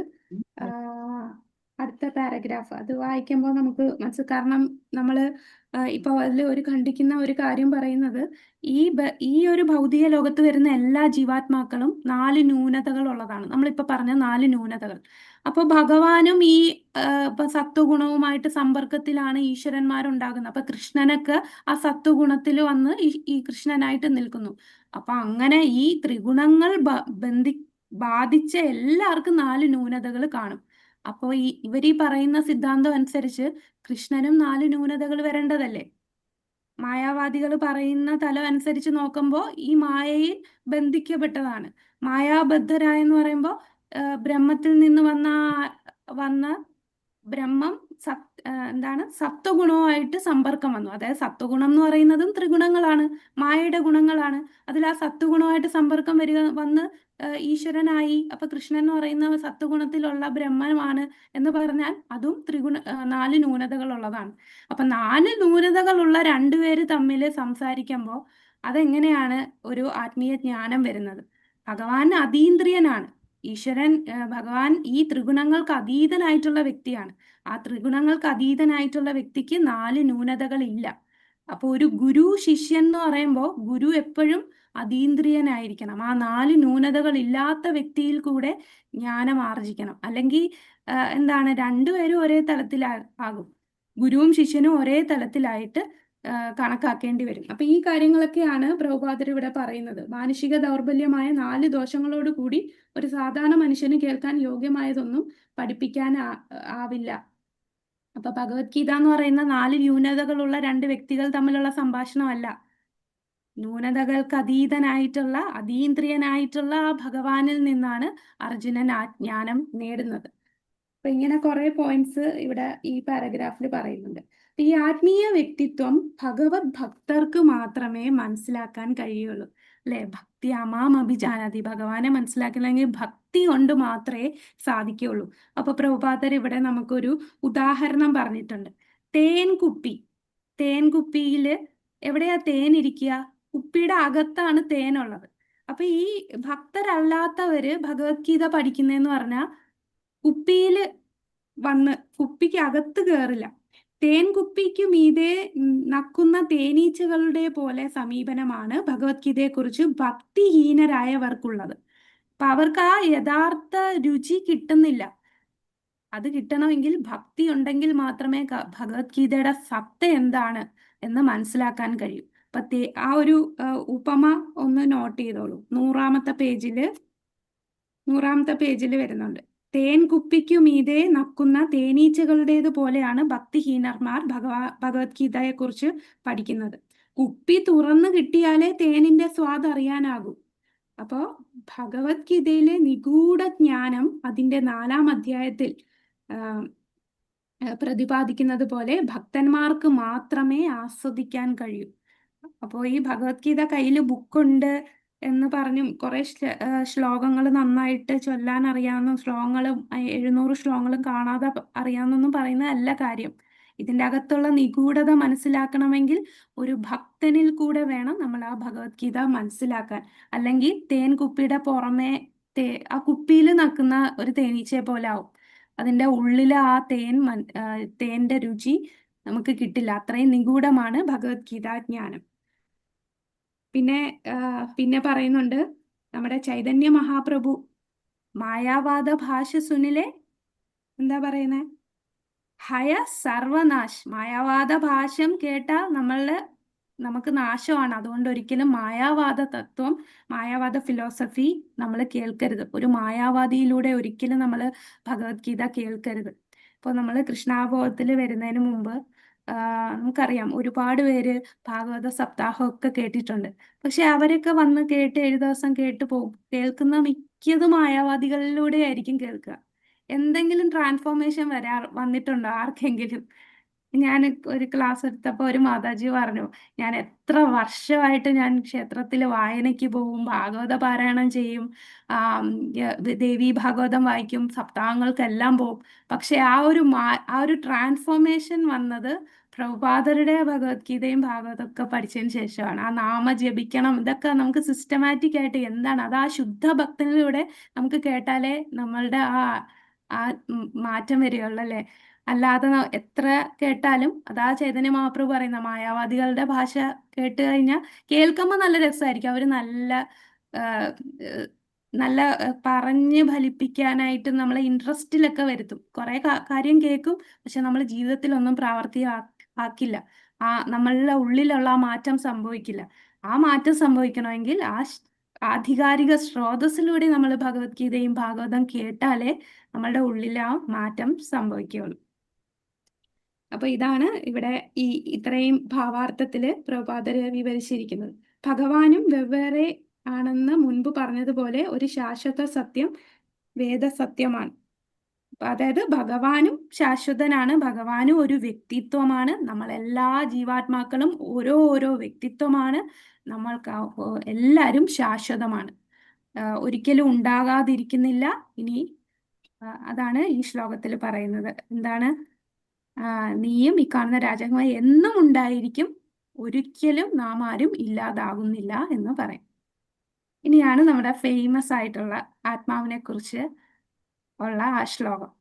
ഞാൻ വായിക്കട്ടെ മാതാജി? ഹരേ കൃഷ്ണ. വായിച്ചോളൂ മാതാജി. ഹരേ കൃഷ്ണ. ഓം നമോ ഭഗവതേ വാസുദേവായ. ദേഹിനോസ്മിൻ യഥാ ദേഹേ കൗമാരം യൗവനം ജരാ തഥാ ദേഹാന്തര പ്രാപ്തിർധീരസ്തത്ര നാമുഹ്യതി. വിവർത്തനം. ശ്രീല പ്രഭുപാദ് കി ജയ്. ശരീരസ്ഥനായ ആത്മാവ് ബാല്യത്തിൽ നിന്നും യൗവനത്തിലേക്കും പിന്നെ വാർദ്ധക്യത്തിലേക്കും കടക്കുന്നത് പോലെ മരണശേഷം മറ്റൊരു ശരീരത്തിലേക്ക് പ്രവേശിക്കുന്നു. സമചിത്തനായ ഒരാൾക്ക് ഈ പരിണാമത്തെ പറ്റി സംഭ്രമം ഉണ്ടാവില്ല. ഹരേ കൃഷ്ണ മാതാജി. ഹരേ കൃഷ്ണ. അപ്പൊ ധീരൻ എന്ന് പറയുന്ന വാക്ക് ഇവിടെ ഉപയോഗിക്കുന്നുണ്ട്. അപ്പോ ഇവിടെ എന്താ പറയുന്നത്? ഓരോ ജീവസത്തെയും എങ്ങനെ പോകുന്നു ഈ പടത്തിൽ നിന്ന് നമുക്ക് മനസ്സിലാക്കാം അല്ലെ. ആത്മാവ് ബാല്യത്തിൽ നിന്ന് യൗവനത്തിൽ പോകും, യൗവനത്തിൽ നിന്ന് വാർദ്ധക്യത്തിലേക്ക് പോകും, പിന്നെ മരിക്കുന്നു. മരിച്ചു കഴിഞ്ഞാൽ ആത്മാവ് എന്താ? അടുത്ത ശരീരത്തിലേക്ക് പോകും. അപ്പോൾ സമചിത്തനായിട്ടുള്ള ഒരു വ്യക്തി ഈ പരിണാമത്തെ പറ്റി സംഭ്രമിക്കുന്നില്ല. അപ്പൊ നമുക്ക് എല്ലാവർക്കും ഇപ്പം സയൻസ് പറയുന്നത് 7 വർഷം കഴിയുമ്പോൾ നമ്മുടെ ശരീരം പുതിയതാണ്. ഓരോ വട്ടവും നമ്മുടെ ഈ ശരീരത്തിലെ കോശങ്ങളെല്ലാം മാറിക്കൊണ്ടേയിരിക്കുകയാണ്. അപ്പൊ നമ്മുടെ ശരീരത്തിൽ എന്നും മാറ്റങ്ങൾ സംഭവിച്ചുകൊണ്ടിരിക്കുകയാണ്. നമ്മളിപ്പം കരയുവോ? അയ്യോ ഞാനിപ്പം എൻ്റെ ബാല്യം നഷ്ടപ്പെട്ടു, ഞാനിപ്പോൾ യൗവനമായി. നമ്മൾ അറിയുന്ന പോലും ഇല്ലല്ലേ, നമ്മൾ ജീവിച്ചു പോകുന്നു, ഈ മാറ്റം അറിയുന്നില്ല. അപ്പോൾ ഒരു ഉദാഹരണം പറയുകയാണെങ്കിൽ നമ്മളെ കയ്യിലുള്ള ലാപ്ടോപ്പോ അല്ലെങ്കിൽ ഒരു ഫോണ്, അപ്പോൾ ഫോണിനകത്ത് സ്ക്രീൻ പൊട്ടിപ്പോയി, എന്ത് ചെയ്യും? നമ്മൾ പുതിയൊരു സ്ക്രീൻ വാങ്ങിച്ചു വെക്കുന്നു, അല്ലെങ്കിൽ അതിൻ്റെ അകത്ത് എന്തെങ്കിലും ചിപ്പിൻ്റെ പ്രശ്നമാണെങ്കിൽ ആ ചിപ്പ് മാറ്റുന്നു. അതേപോലെയുള്ളൂ, ആ ചിപ്പ് മാറ്റി വെക്കുന്നു, പക്ഷെ ആ ഫോൺ നമ്മൾ ഉപയോഗിക്കുന്നു. പക്ഷേ മൊത്തത്തിൽ ഈ ഫോൺ അടിച്ചു പോയാൽ എന്ത് ചെയ്യും? നമ്മൾ ആ ഫോൺ കളഞ്ഞിട്ട് പുതിയൊരു ഫോൺ വാങ്ങിക്കും. അതേപോലെയാണ് ഈ ആത്മാവ്. ഈ ആത്മാവ് നമ്മളെ ശരീരത്തിൽ മാറ്റങ്ങൾ വരുന്നു, ഇടയ്ക്കിടയ്ക്ക് നമ്മൾ വലുതാകുന്നു, പിന്നെ ചെറുതാകുന്നു. അപ്പോഴെല്ലാം ആത്മാവ് എന്താണ്? അതേപോലെ ഇരിക്കുകയാണ്. അപ്പൊ ഈ ഫോൺ ഉപയോഗിക്കുന്ന വ്യക്തികളായിട്ടുള്ള നമുക്ക് ഒരു മാറ്റമില്ല. ഫോണിന് മാറ്റങ്ങൾ വന്നാലും നമ്മൾ ആ ഫോൺ മാറ്റി അടുത്ത ഫോൺ എടുക്കുന്നു. അപ്പൊ ഈ ശരീരം മാറി ആത്മാവ് എന്ത് ചെയ്യും? അടുത്ത നല്ലൊരു ശരീരത്തിലേക്ക്. നല്ല ശരീരം എന്ന് പറഞ്ഞാൽ ഏത് ശരീരത്തിൽ കയറുമെന്ന് എങ്ങനെയാ തീരുമാനിക്കുക? നമ്മൾ ചെയ്യുന്ന നമ്മുടെ കർമ്മം. നമ്മുടെ അവസാനത്തെ ആഗ്രഹവും കർമ്മവും അനുസരിച്ചായിരിക്കും പ്രകൃതി നമുക്ക് അടുത്ത ശരീരം തരിക. അപ്പോൾ ആ ഒരു മാറ്റം, സമചിത്തനായിട്ടുള്ള ഒരാൾക്ക് ഈ ഒരു മാറ്റത്തിൽ സംഭ്രമം ഉണ്ടാകില്ല എന്ന് പറയുന്നു. അപ്പോൾ ഇവിടെ എന്താണ്? ഈ കാര്യങ്ങൾ തന്നെയാണ് പറയുന്നത്. ആത്മാവ് മാറ്റമില്ലാതെ നിലകൊള്ളുന്നു, ജീവാത്മാവ് മരണാനന്തരം പുതിയ ഒരു ശരീരം എടുക്കുന്നു. അപ്പൊ മരണത്തെക്കുറിച്ച് അർജുനന്റെ ഭയം തന്റെ ഗുരുജനങ്ങളും പിതാമഹനും തന്റെ സുഹൃത്തുക്കളും സഹോദരങ്ങളും ഒക്കെ മരിക്കുമല്ലോ എന്നല്ലേ. അപ്പം അവർക്ക് മരണം സംഭവിക്കില്ല, ഇവരെല്ലാവരും ആത്മാവാണ്, ശരീരം മാത്രമേ പോകുന്നുള്ളൂ. ഈ ആത്മാവ് പുതിയ ശരീരം എടുക്കും. അപ്പോൾ മരണത്തെക്കുറിച്ച് നീ വിലപിക്കേണ്ട. അപ്പൊ ഇനി ഭീഷ്മരും ദ്രോണരും എന്ന് പറഞ്ഞാൽ അവർ വയസ്സായിരിക്കുകയാണ്. അപ്പൊ വയസ്സായിരിക്കുമ്പോൾ എന്തായാലും മരിച്ചു കഴിഞ്ഞാൽ അവർക്ക് നല്ലൊരു പുതിയ ശരീരം ലഭിക്കും. അതിനെ പറയുന്നു ഭീഷ്മർക്കും ദ്രോണർക്കും അവർ അവരൊന്നാമത് അവർ മഹാന്മാരാണ്. അപ്പൊ മഹാന്മാരായതുകൊണ്ട് തന്നെ ചിലപ്പോൾ അവർക്ക് ആത്മീയമായ ശരീരം ലഭിക്കാം അടുത്ത ജന്മത്തിൽ. അപ്പൊ അത് നല്ലതല്ലേ? അവർ മരണപ്പെട്ടാലും ഒരു നഷ്ടവും ഇല്ല, അവർക്ക് നല്ല ഒരു ആത്മീയ ശരീരം, അവരുടെ ആ ഒരു ആത്മീയ ശരീരത്തിലേക്ക് പോകാൻ സാധിക്കും. അല്ല എന്നുണ്ടെങ്കിൽ കർമ്മം അനുസരിച്ച് അവർ ഉപരിലോകത്തേക്കായിരിക്കും പോവുക. അപ്പൊ എങ്ങനെയായാലും നീ ദുഃഖിക്കേണ്ട ആവശ്യമില്ല എന്ന് പറയുന്നു. ഇനി ധീരൻ എന്ന് പറയുന്നത് ആരെയാണ്? അതാണ് അടുത്ത പാരഗ്രാഫിൽ. ആരാണ് ധീരൻ? ജീവാത്മാവ്, പരമാത്മാവ്, ഭൗതിക പ്രകൃതി, ആത്മീയ പ്രകൃതി, ഇതിന്റെ വ്യത്യാസം അറിയുന്ന, പൂർണ്ണമായി അറിവ് നേടിയ വ്യക്തിയാണ് ധീരൻ അല്ലെങ്കിൽ സമചിത്തനായ ആളെന്ന് പറയുന്നു. ആ ഒരു പാരഗ്രാഫിലൊന്ന് ധീരൻ ആരാണ് എന്നുള്ളതാണ് ആ പാരഗ്രാഫിൽ പറയുന്നത്. 101-ാമത്തെ പേജില് 2-ാമത്തെ പാരഗ്രാഫിൽ പറയുന്ന ആരാണ് ധീരൻ. അപ്പൊ ജീവാത്മാവ് എന്താണ്, പരമാത്മാവ് എന്താണ്, ഭൗതിക പ്രകൃതി, ആത്മീയ പ്രകൃതി, ഇതിന്റെ വ്യത്യാസം അറിയുന്നവൻ ധീരൻ. അപ്പോൾ അങ്ങനെയുള്ള വ്യക്തിക്ക് ഈ ശരീരത്തിൽ വരുന്ന മാറ്റത്തെ വ്യാമോഹം ഇല്ല. അതാണ് ഇവിടെ. പിന്നെ ഭൗതിക പ്രകൃതിയിലേക്ക് താഴാൻ പ്രവണതയുള്ളത് കൊണ്ട് ക്ഷരങ്ങൾ എന്ന് പറയുന്നു. ആര്? ജീവാത്മാവ് ക്ഷരങ്ങളാണ്. അതായത് നമുക്ക് എന്താണ്, നമ്മൾക്ക് പതനം സംഭവിക്കാം, പക്ഷെ പരമാത്മാവിന് ഒരിക്കലും പതനം സംഭവിക്കില്ല, ജീവാത്മാവിനാണ്. അതുകൊണ്ട് ജീവാത്മാവിനെ എന്ത് വിളിക്കും? ക്ഷരങ്ങൾ എന്ന് പറയും. പിന്നെ ആ പതനം സംഭവിക്കാം, ഇല്ലെങ്കിൽ നമുക്ക് മുക്തി ലഭിച്ചാൽ വ്യക്തിഭാവത്തോടെ ഇരിക്കാനും സാധിക്കും. ഇനി ഇവിടെ ഒരു അടുത്ത പേജില് ഇവിടെ പരമാത്മാവിന്റെ ഒരു എങ്ങനെ മനസ്സിലാക്കാമെന്നുള്ള ഒരു ഉപമ നമുക്ക് പ്രഭുപാദർ പറഞ്ഞു തരുന്നുണ്ട്. ആകാശമുണ്ട് അല്ലെ, ആകാശത്ത് നക്ഷത്രങ്ങളുണ്ട്, ചന്ദ്രനുണ്ട്, പകലാണെങ്കിൽ സൂര്യനുണ്ട്. അപ്പോ വെള്ളത്തിൽ കാണുന്ന ആകാശത്തിന്റെ പ്രതിബിംബം സൂര്യചന്ദ്രന്മാരെയും നക്ഷത്രങ്ങളെയും ഉൾക്കൊള്ളുന്നു. നക്ഷത്രങ്ങൾ ജീവാത്മാക്കളെ പോലെയാണ്, പരമാത്മാവിനെ ആണെങ്കിൽ സൂര്യനെയോ ചന്ദ്രനെയോ ഉപമിക്കുകയാണ്. അപ്പൊ പരമാത്മാവ് ശ്രീകൃഷ്ണ ഭഗവാനും അവരെ ഒരേ നിലയിൽ ഗണിക്കാൻ പാടില്ല. അപ്പൊ ഈ പരമാത്മാവിനെയും ജീവാത്മാവിനെയും ഒരേ തലത്തിൽ ഗണിക്കാൻ പാടില്ല. ഒരു പരമാത്മാവ് തന്നെയാണ് എല്ലാ ജീവജാലങ്ങളിലും എല്ലായിടത്തും എല്ലാവരുടെ ഉള്ളിലും ഇരിക്കുന്നത്. അപ്പൊ അതിന് പ്രഭുപാദർ പറഞ്ഞ ഉദാഹരണം എന്ന് പറഞ്ഞാൽ ആകാശത്തിൽ ഒരു ചന്ദ്രനുണ്ട്, കുറെ നക്ഷത്രങ്ങളുണ്ട്. എന്നാൽ വെള്ളത്തില് ഇപ്പൊ കുറെ കുടങ്ങളുണ്ട്, ആ കുടത്തില് റിഫ്ലക്ഷൻ കാണുമ്പോൾ എല്ലാ കുടത്തിലും നമുക്ക് ചന്ദ്രനെ കാണാം. അപ്പൊ എല്ലാ കുടത്തിലും ചന്ദ്രൻ കാണാന്ന് പറഞ്ഞാൽ അതേപോലെയാണ് ആ ഒരു പരമാത്മാവാണ് എല്ലാ ജീവജാലങ്ങളുടെ ഉള്ളില് സ്ഥിതി ചെയ്യുന്നത്. അത് എക്സ്പാൻഡ് ചെയ്ത് ഇരിക്കണോ എന്ന് പറയും. അതായത് ഇപ്പൊ സൂര്യൻ ഒരിടത്ത് നിൽക്കുകയാണ്, പക്ഷെ സൂര്യന്റെ പ്രകാശം സർവ്വയിടത്തും വ്യാപിച്ചിരിക്കുന്നു. അതുപോലെ പരമാത്മാവ് എല്ലായിടത്തും എല്ലാവരുടെ ഉള്ളിലും സ്ഥിതി ചെയ്യുന്നു. പിന്നെ ഇത് പറയുന്നുണ്ട്, ആത്മാവും ഭഗവാനും ഒരേ തലത്തിലല്ല എന്നുള്ളതും പറയും. എപ്പോഴും ഭഗവാനായിരിക്കും ഉയർന്ന് നിൽക്കുക. അപ്പൊ അർജുനനേക്കാളും ഉയർന്ന സ്ഥാനമാണ് ഭഗവാൻ. അപ്പൊ മായാവാദികളുടെ കൺസെപ്റ്റ് വെച്ച് നോക്കുമ്പോൾ രണ്ടുപേരും ഒരേ തലം അല്ലെ, രണ്ടുപേരും 4 ന്യൂനതകളുള്ള വ്യക്തികളായിട്ട് കാണേണ്ടി വരും. വ്യക്തികളല്ല, ഒരു ബ്രഹ്മമായിട്ടാണ് കാണുന്നത്. പക്ഷേ ഭഗവാൻ എപ്പോഴും ഉയർന്നാണ് നിൽക്കുന്നത്. അപ്പൊ ഇത്രയും കാര്യങ്ങൾ പറയുമ്പോൾ നമ്മുടെ അർജുനൻ അപ്പോഴത്തേക്കും ഒരു സംശയം വരും. എനിക്ക് മനസ്സിലായി, ഭീഷ്മര്, ദ്രോണർ അവർക്ക് പുതിയ ശരീരം ലഭിക്കും. പക്ഷെ എനിക്കിപ്പോ ഈ ജന്മം എനിക്ക് ഈ ശരീരവുമായിട്ടാണ് ബന്ധം. അപ്പൊ ഈ ശരീരത്തെ പിന്നെ എനിക്ക് കാണാൻ പറ്റില്ലല്ലോ, അവരുമായിട്ട് എനിക്ക് ഇടപഴകാൻ പറ്റില്ലല്ലോ. അപ്പോ അത് എന്നെ ഒരുപാട് വിഷമിപ്പിക്കുന്നു എന്ന് അർജുനൻ പറയാണ്. ഇത് ആചാര്യന്മാർ ഇതിന്റെ ഒരു കമന്റ് പറയുന്നതാണ്. അതായത് അർജുനൻ പറയും, ഇപ്പം അടുത്ത ജന്മം എടുത്തു കഴിഞ്ഞാൽ പിന്നെ ആ ജന്മം വേറെ ഉപരിലോകത്ത് പോയാൽ എനിക്ക് കാണാൻ പറ്റില്ല, ഞാൻ അവിടെ പോകണമെന്നില്ല. അദ്ദേഹം ആത്മീയ രൂപം എടുത്ത് പോയി കഴിഞ്ഞാൽ ഞാൻ ആത്മീയ രൂപം എടുക്കുന്നില്ല, എവിടെയോ ആയിരിക്കുമല്ലോ അടുത്ത ജന്മം, ഈ ബന്ധമൊന്നും കാണില്ലല്ലോ അല്ലെ. നമ്മളിപ്പൊ കാണുന്ന അമ്മ, അച്ഛൻ, മക്കള്, ഭാര്യ, ഇവരൊക്കെ നമ്മൾ മരിച്ചു കഴിഞ്ഞാൽ നമ്മൾ വേറെ ഏതോ ഒരു കുടുംബത്തിലായിരിക്കും ജനിക്കുക. ഇതൊന്നും നമുക്ക് ഓർമ്മ കാണില്ല. നമ്മൾ എത്രയോ ജന്മങ്ങൾ എടുത്തു കഴിഞ്ഞു, ആ ജന്മങ്ങളിൽ ആരൊക്കെയായിരുന്നു ബന്ധുക്കളൊന്നും ഓർമ്മയില്ല. അതുപോലെ അർജുനൻ ചോദിക്കുകയാണ്, ഇപ്പൊ എനിക്ക് ഈ ശരീരവുമായിട്ടല്ലേ, ദ്രോണരുടെയും ഭീഷ്മരുടെയും ഈ ശരീരമായിട്ടല്ലേ ബന്ധം. അപ്പൊ ശരീരം എന്തായാലും മരിച്ചു കഴിഞ്ഞാൽ നശിക്കുമല്ലോ. ആത്മാവ് അടുത്ത ശരീരം എടുക്കുമെങ്കിൽ എനിക്ക് ആ ശരീരമായിട്ട് പിന്നെ സമ്പർക്കം ചെയ്യാൻ പറ്റില്ല. അപ്പോ ഞാൻ അതുകൊണ്ട് എനിക്ക് അധികം അതുകൊണ്ടുള്ള വിഷമമാണ് അർജുനന് എന്ന് പറയുന്നു. അതിനാണ് ഭഗവാൻ 14ാമത്തെ ആ ശ്ലോകം പറയുന്നത്. എന്താണ് 14ാമത്തെ ശ്ലോകം? ഇത് നമ്മൾ പ്രാക്ടിക്കലായിട്ട് നമ്മുടെ ജീവിതത്തിൽ മെയിൻ ആയിട്ട് അപ്ലൈ ചെയ്യേണ്ട ഒരു ശ്ലോകം. കൃഷ്ണ മാതാജി ആ, ഗീതാ മാതാജി ചൊല്ലിക്കോളൂ. ഹരിബോൾ. മാത്ര സ്പർശാസു കൗന്ദേയ ശീതോഷ്ണ സുഖ ദുഃഖത ആഗമാപായിനോ അനിത്യാസക്തി ദീക്ഷസ ഭാരത. വിവർത്തനം ബൈ ശ്രീല പ്രഭാതി കീ ജയ്. ഹരിബോൾ.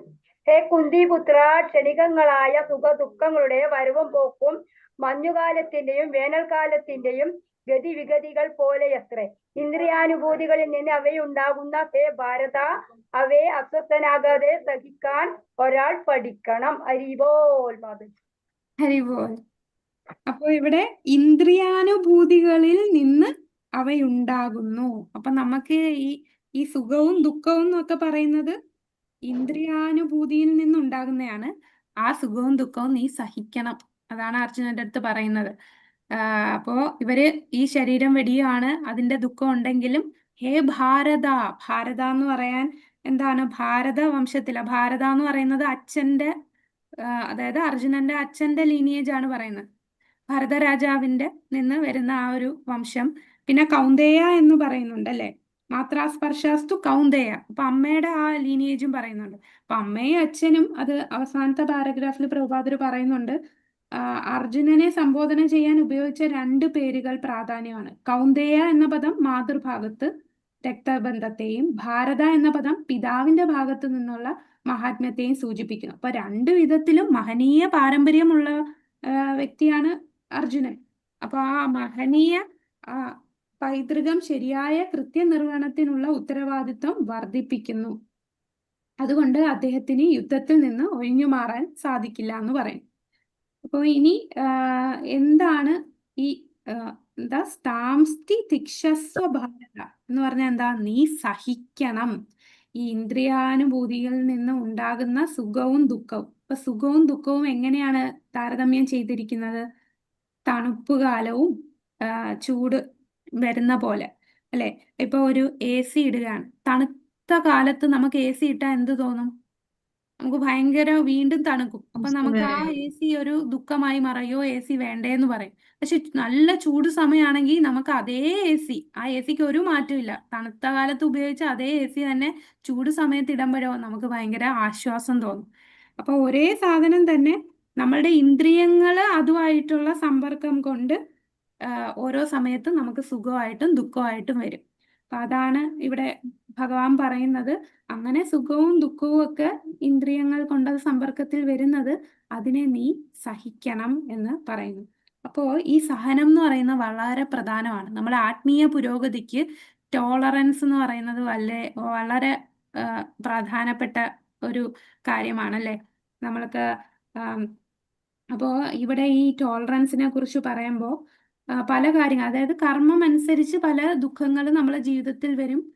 അതിനെ അതിൻ്റെതായിട്ടുള്ള രീതിയിൽ കണ്ട് നമ്മളുടെ ലക്ഷ്യത്തിൽ നിന്ന് വേർതിരിച്ച് മാറരുത്. അതാണ് ടോളറൻസ് എന്ന് പറയുന്നത്. ടോളറൻസ് എന്ന് പറഞ്ഞാൽ ആര് കണ്ടാലും അയ്യോ ഞാനൊരു പാവം, നമ്മളടുത്ത് അനീതി പ്രവർത്തിച്ചാലും നമ്മളത് സഹിക്കുക എന്നുള്ളതല്ല. നമ്മൾ ടോളറൻസ് എന്ന് പറഞ്ഞാൽ നമുക്കൊരു ഗോളുണ്ട്, നമ്മളുടെ ലക്ഷ്യം. ആ ലക്ഷ്യം എന്താണ്? നമ്മളുടെ എല്ലാവരും ലക്ഷ്യം അത് പറയും. Back to God, home to Godhead. Back to ഭഗവാന്റെ ഗോഡ്. ധാമം. പക്ഷെ നമ്മൾ ഭക്തിശാസ്ത്രി എത്തി, നമ്മളുടെ ഗോൾ അതായി. കുറച്ചുകൂടെ ഹയർ ലെവലിൽ പോകണം. കൃഷ്ണപ്രേമം. കൃഷ്ണപ്രേമം, അതെ, കൃഷ്ണപ്രേമത്തിൽ എത്തുക എന്നുള്ള വലിയ ഭക്തന്മാർക്കൊക്കെയാണ് അത്. നമ്മളൊക്കെ കനിഷ്ഠാധികാരികളാണല്ലേ. ഞാൻ കനിഷ്ഠാധികാരിയാണ്. അപ്പോൾ അതൊക്കെ ചിന്തിക്കാനൊക്കെ ഒരുപാട് ഇനി മുന്നോട്ട് പോകണം. അപ്പോൾ ആ ഒരു ലക്ഷ്യം, നമ്മളുടെ ലക്ഷ്യം എന്ന് പറയുമ്പോൾ ആ ലക്ഷ്യത്തിന് തടസ്സം നിൽക്കുന്നതിനെ നമ്മൾ ഒഴിവാക്കണം. എന്നാൽ ആ ലക്ഷ്യത്തിൽ എത്താൻ നമ്മൾ ചില കാര്യങ്ങൾ സഹിക്കണം. അതിനെയാണ് ടോളറൻസ് എന്ന് പറയുന്നത്. അപ്പൊ ടോളറൻസ് നമ്മളുടെ ആ ഫോക്കസ്, ലക്ഷ്യത്തിനെ തടസ്സമൊന്നും വരാതെ ഫോക്കസ് ചെയ്യാനുള്ളതാണ്. ഇവിടെ പ്രഭുപാദര് ഉദാഹരണം പറയുന്നുണ്ട്. തണുത്ത സമയമാണെങ്കിലും അല്ലെ, നമ്മൾ എത്ര തണുപ്പാണെങ്കിലും മംഗലാരതി തൊഴാനായിട്ട് നമ്മൾ വെളുപ്പിനെ എണീറ്റ് കുളിക്കും. തണുപ്പാണ്, ഇന്ന് തണുപ്പല്ലേ, കുറച്ചുകൂടെ കിടന്ന് ഉറങ്ങാം. കാരണം നമുക്ക് ആ ലക്ഷ്യമുണ്ട്. നമ്മൾ ആ ലക്ഷ്യത്തിൽ ഫോക്കസ് ആയതുകൊണ്ട് ആ തണുപ്പ് കാരണം വരുന്ന അസ്വസ്ഥത നമ്മൾ അങ്ങ് സഹിക്കും. അതുപോലെ ചൂടുകാലത്ത് അതും ഇവിടെ പറയുന്നുണ്ട്. സ്ത്രീകള് നല്ല ചൂടാണെങ്കിൽ പോലും അവര് പാചകം ചെയ്യും. ചൂടാണ്, എനിക്ക് ഇന്ന് പാചകം ചെയ്യാൻ വയ്യാന്ന് പറഞ്ഞ് മാറുന്നില്ല. ആ ചൂട് കാലത്ത് ചൂടേക്കുമ്പോൾ വീണ്ടും ഒരുപാട് ആവിയെടുക്കുന്നു. അപ്പൊ ആവിയെടുക്കുന്നു എന്ന് പറഞ്ഞ് അവര് പാചകം ചെയ്യാതിരിക്കോ? ഇല്ല, അത് സഹിച്ച് പാചകം ചെയ്യുന്നു. ആ ഉദാഹരണമാണ് പ്രഭുപാദർ ഇവിടെ പറയുന്നത്. മെയ് ജൂൺ മാസങ്ങളിൽ കുടുംബിനികൾ അടുക്കളപ്പണി നടത്തുന്നു. കാലാവസ്ഥ മൂലമുണ്ടാകുന്ന അസൗകര്യങ്ങളെ വകവയ്ക്കാതെ ഓരോരുത്തരും സ്വന്തം കടമ നിറവേറ്റേണ്ടതുണ്ട്. അതായത് അർജുനൻ ഇങ്ങനെയൊക്കെയുള്ള അസ്വാസ്ഥ്യങ്ങളൊക്കെ വരും, പക്ഷേ നീ നിന്റെ കടമ നിറവേറ്റണം. അതുപോലെ യുദ്ധം ചെയ്യുക എന്നത് ക്ഷത്രിയന്റെ ധർമ്മമാണ്. സുഹൃത്തുക്കളോടോ ബന്ധുക്കളോടോ യുദ്ധം ചെയ്യേണ്ടി വന്നാലും തന്റെ നിയത കർമ്മങ്ങളിൽ നിന്ന് വ്യതിചലിക്കാൻ പാടില്ല. അപ്പോ ഇനി അടുത്ത ഈ അവസാനത്തെ ഈ ഫസ്റ്റ് പാരഗ്രാഫില് അവസാനത്തെ ലൈനിൽ പറയുന്നത് എന്താന്ന് വെച്ചാൽ, എന്തിനാണ് നമ്മൾ ഈ സഹിക്കുന്നത്? വിജ്ഞാന വേദിയിലേക്ക് ഉയരാൻ വേണ്ടി ഒരാൾ തനിക്ക് വിധിക്കപ്പെട്ട ധാർമ്മിക നിയമങ്ങൾ അനുസരിക്കുക തന്നെ വേണം. ജ്ഞാനം കൊണ്ടും ഭക്തി കൊണ്ടും മാത്രമേ മനുഷ്യന് മായാബന്ധങ്ങളിൽ നിന്ന് മുക്തിയുള്ളൂ. അപ്പൊ വേദശാസ്ത്രങ്ങളിൽ പറയുന്ന കാര്യങ്ങൾ അത് നമ്മളുടെ ഇന്ദ്രിയങ്ങൾക്ക് ബുദ്ധിമുട്ടാണെങ്കിലും നമ്മൾ അത് സഹിക്കണം. എന്താണ് കാരണം? ആ ഭക്തിയും ജ്ഞാനം കൊണ്ട് മാത്രമേ നമുക്ക് മായയെ മറികടന്ന് മുക്തിയിലേക്ക് എത്താൻ സാധിക്കൂ. അപ്പൊ ആത്മീയ പുരോഗതിക്ക് ഈ സഹനശക്തി വളരെ പ്രധാനമാണ്. അപ്പൊ ഈ സഹനശക്തി എന്താണെന്ന് നമുക്കൊരു ധാരണ കിട്ടിയല്ലോ. ആരെന്ത് പറഞ്ഞാലും നമ്മൾ കേട്ട് അയ്യോ എന്നും പറഞ്ഞ് നിൽക്കുക എന്നുള്ളതല്ല സഹനശക്തി.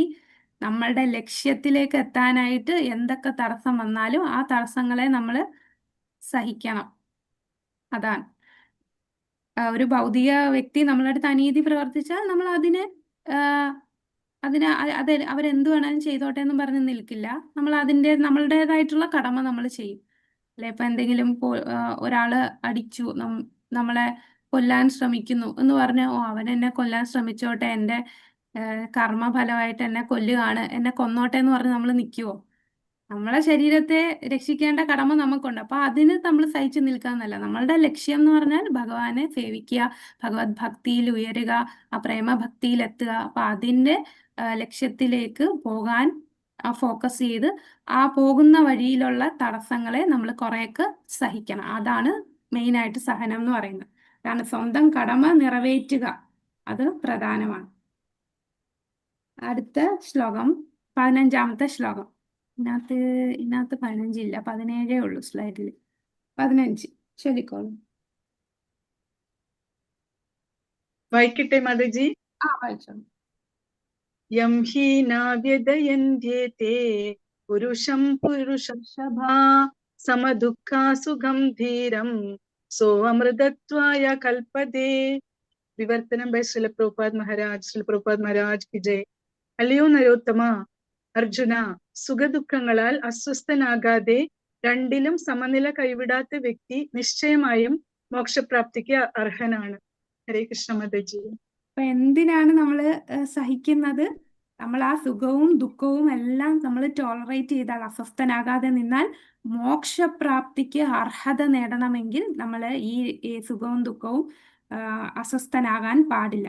അപ്പം ആ ഒരു നിശ്ചയദാർഢ്യം നമുക്ക് വേണം ഇതിലേക്ക് മുന്നോട്ട് പോകാൻ. അതാണ് ആദ്യത്തെ പാരഗ്രാഫിൽ പറയുന്നത്. ആത്മസാക്ഷാത്കാരത്തിന്റെ ഔന്നത്യം കൈവരിക്കാൻ നിശ്ചയദാർഢ്യമുള്ളവനും സുഖദുഃഖങ്ങളെ ഒരുപോലെ സഹിക്കാൻ കഴിയുന്നവനുമായിട്ടുള്ള വ്യക്തി തീർച്ചയായും മുക്തിക്ക് അർഹനാണ്. നമുക്ക് മുക്തിയിലേക്ക് പോകണമെങ്കിൽ ഒന്ന് സുഖവും ദുഃഖവും ഒരുപോലെ കാണണം. അതിന് നമുക്ക് നിശ്ചയദാർഢ്യം, എന്ത് തടസ്സം വന്നാലും ആ ഒരു ഡിറ്റർമിനേഷൻ നമുക്കുണ്ടാകണം. അപ്പോൾ മുക്തിക്ക് അർഹമാണ്. പിന്നെ അടുത്ത ഉദാഹരണമായിട്ടാണ് പറയുന്നത് സന്യാസം സ്വീകരിക്കുക എന്ന് പറഞ്ഞാൽ 4 ആശ്രമത്തിൽ സന്യാസം, അല്ലെ, ബ്രാഹ്മണ, ക്ഷത്രിയ, ബ്രഹ്മചര്യ, ഗൃഹസ്ഥ, വാനപ്രസ്ഥം, സന്യാസം. അതില് സന്യാസം എന്ന് പറയുന്നത് ഒരുപാട് ക്ലേശങ്ങൾ നിറഞ്ഞ ഒരു ആശ്രമമാണ്. എങ്കിലും സന്യാസം എടുക്കുന്നതിന്റെ ലക്ഷ്യം എന്താണ്? ജീവിതത്തിൽ പരിപൂർണത വരുത്താൻ. അപ്പൊ ആ പരിപൂർണത എത്തുക എന്നുള്ള ലക്ഷ്യത്തിലേക്ക് പോകുമ്പോൾ എന്തൊക്കെ സന്യാസം സ്വീകരിക്കുമ്പോൾ ഒരുപാട് ക്ലേശങ്ങൾ അനുഭവിക്കാൻ, ആ ക്ലേശങ്ങളെയൊന്നും വകവെക്കില്ല. അതാണ് പരിപൂർണത വരുത്തുന്നത്. കാര്യമായി ആഗ്രഹിക്കുന്നവർ ആ ക്ലേശങ്ങളെ വകവെക്കാതെ സന്യാസം സ്വീകരിക്കുകയാണ് ചെയ്യുന്നത്. കാരണം സന്യാസം എന്ന് പറയുമ്പോൾ ഭാര്യ, പുത്രന്മാർ, ഗാർഹിക ബന്ധങ്ങൾ ഇവയൊക്കെ വിച്ഛേദിക്കുന്നതിലാണ് ഏറ്റവും അധികം പ്രയാസം നേടുക. അത്തരം ക്ലേശങ്ങൾ സഹിക്കാൻ കഴിയുമെന്നാൽ തീർച്ചയായും ആത്മസാക്ഷാത്കാരത്തിനുള്ള വഴി പൂർണ്ണമായി. അതുപോലെ അർജുനനോടും പറയാണ്, അർജുനനും അത് സഹിക്കണം. കുടുംബ ബന്ധവുമായിട്ടുള്ള, അല്ലെ, അർജുനന്റെ പ്രശ്നം അതായിരുന്നല്ലോ. കുടുംബ ബന്ധം, എൻ്റെ ബന്ധുക്കളാണ്, എൻ്റെ ഗുരുജനങ്ങളാണ്, മിത്രങ്ങളാണ്. അപ്പൊ ആ പ്രയാസം, ക്ഷത്രിയൻ എന്ന നിലയിൽ തൻ്റെ കർമ്മത്തിൽ ഉറച്ചു നിൽക്കണം. ആ ദൃഢനിശ്ചയം വേണം. അപ്പോൾ ഈ കുടുംബം എന്നുള്ള ഈ സന്യാസി എന്ന് പറയുമ്പോൾ എല്ലാത്തിനെയും വിച്ഛേദിക്കുകയാണ് ആ ലക്ഷ്യത്തിലെത്താൻ. അപ്പോൾ ആ കുടുംബം എന്നുള്ള ആ ബന്ധനം നീ സഹിക്കണം. ആ ബന്ധനം മുറിക്കുന്നതിൽ സഹിക്കണം എന്ന് പറയുന്നു. പിന്നെ ചൈതന്യ മഹാപ്രഭുവിനെ ഉദാഹരണം പറയുന്നു, അല്ലെ. ചൈതന്യ മഹാപ്രഭു 24-ാമത്തെ വയസ്സിൽ സന്യാസം സ്വീകരിച്ചു. അദ്ദേഹത്തിന്റെ വൃദ്ധയായ മാതാവ്, ഇളം പ്രായത്തിലുള്ള പത്നി, ആരും ആശ്രയമില്ല. എന്നിട്ടും അദ്ദേഹം ഏറ്റവും ഉത്കൃഷ്ടമായ ലക്ഷ്യം അതാണ്, അതിനെ മുൻനിർത്തി അദ്ദേഹം സന്യാസം സ്വീകരിച്ചു. ഈ ഒരു ഉദാഹരണമാണ് പ്രഭുപാദർ ഇവിടെ പറയുന്നത്. 16-ാമത്തെ ശ്ലോകം ചൊല്ലിക്കോളൂ. 16. ഹരേ കൃഷ്ണ മാതാജി. ചെല്ലട്ടെ. ചൊല്ലിക്കോളൂ.